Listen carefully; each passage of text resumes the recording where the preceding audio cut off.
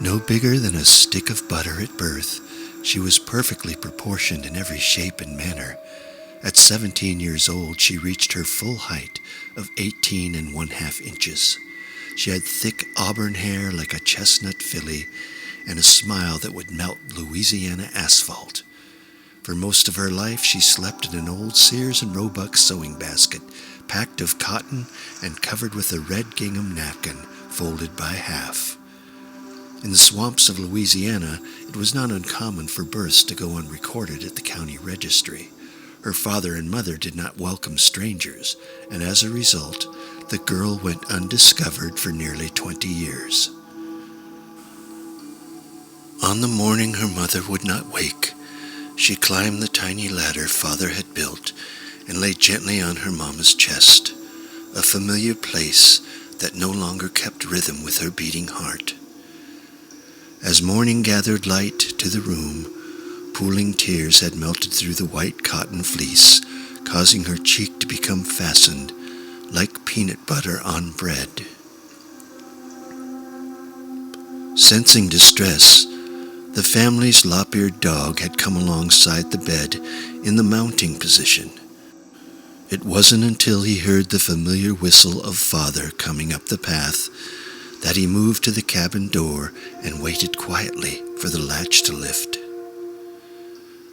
Yellow would normally stand on hind legs to greet him, engulfing the 3-foot 8-inch man, licking the top of his head as a child might indulge an ice cream cone. But today, Yellow had sadness in his eyes as he stared into father. Looking past the dog and into the bedroom, he could see his tiny daughter asleep on Mama's chest. He slowly fell to his knees like an injured animal. Starting in his throat, a slow groan began to build, convulsing down into his chest and hardening in his heart, until a volcano of tears erupted. Of all the years they had shared, to have her go like this while he was away made him inconsolable. In frightening times after the escape, it was her constant concern for detail that kept them free, allowing them to blend and exist in a world full of giants. She was the one that held the family order, always the disciplinarian, teaching Tiny things he never could.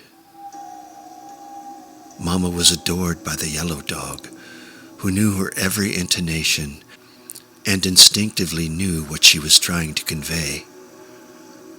Her understanding presence brought reason to difficult situations. Without her, the world was much bigger and more dangerous. Laying motionless for hours, Papa was brought back to his senses by the sponge-like tongue of Yellow. As he looked into the great dog's eyes, he could see a deep sorrow and a yearning for him to make things right again, but he could not. Yellow put his muzzle under Papa's head, lifted him to a sitting position, and turning with grace, grabbed the nap of his coat and lifted him to his feet. Sitting gingerly by his side, Yellow waited to be mounted. Papa never rode Yellow in the cabin, but he and the dog knew today was different. Straddling Yellow's tail, the grand dog stood collecting Papa on his back and walked slowly towards the bed where Tiny lay sleeping on Mama's chest. Yellow turned his head the way he used to with Mama, waiting to see what he was going to do. They both just stared in silence, watching her sleep. Gently, Papa whispers, "Tiny, wake up, child. Papa's here." Yellow turns to look at Papa, and with a reassuring wink, he gently begins to lick the cheek of the doll-like figure. As she begins to wake, her eyes meet with Papa's, and she lets out a scream of despair, realizing it was not a dream and that her beloved mama was gone. The pure sorrow of the scream fills the cabin with tears as Tiny, Papa, and Yellow Dog cry in unison. Yes, dogs cry. Papa leaves Yellow's back and rolls onto the bed and embraces his wife and daughter. As the sun begins to fade, no one dare move or uncouple the embrace. Heaving calms to whimpering, until breathing is the only sound in the now dark cabin. As night takes hold, Papa dreams of his beautiful wife and how their meeting was most extraordinary. Papa came to America from Austria, where he had worked since he was a youth as a cupbearer for the Count and his family. Mama was a seamstress hired by the Emperor for delicate works of gold and precious gems. It was during the festival season, when royalty would gather with big fanfare, that they became acquainted. The servants' quarters were rife with singers, cooks, and tradecraft. They were always amazed to see the entertainers, especially the little people brought in from round the world to make the rich laugh with wonder. During breaks, they would tell stories of gaining fame and money just for being little. It was at one of the inbred soirees that Papa met Mama.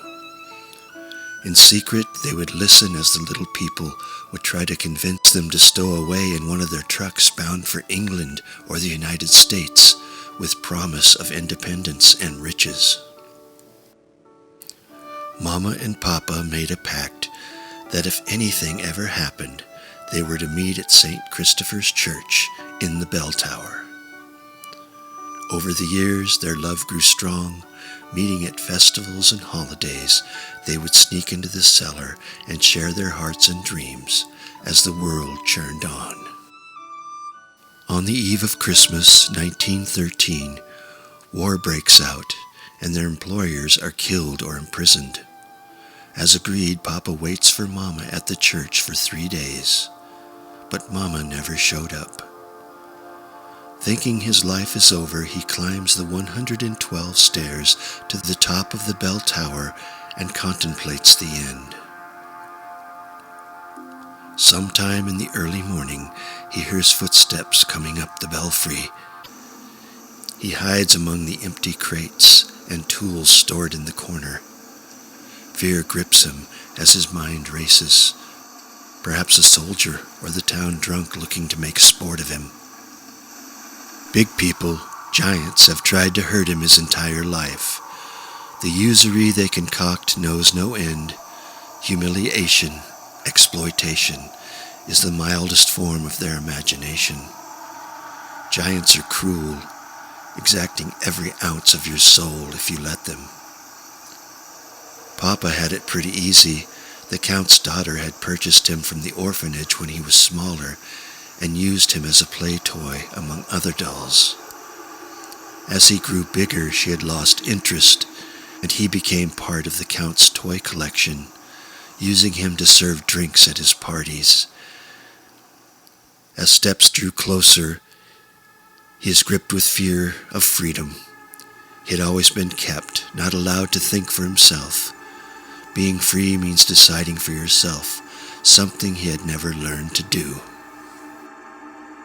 Mama, on the other hand, was skilled and a craftsman. She had worked for royalty at a wage. She could travel to town with the hired help because of the respect she had gotten from others. As long as the family was in power, she would be safe. But now, with war and the family in prison, she would be subject to the giants and their evil trappings. God, he thought, I pray she got away. As the trap door lifts and a head emerges, he goes deftly still, hoping that he won't be seen. Eyes begin to scan the open belfry and become fixed on him. And then a voice calls out, "Who's there?" He slightly recognizes the voice of Father McConnell.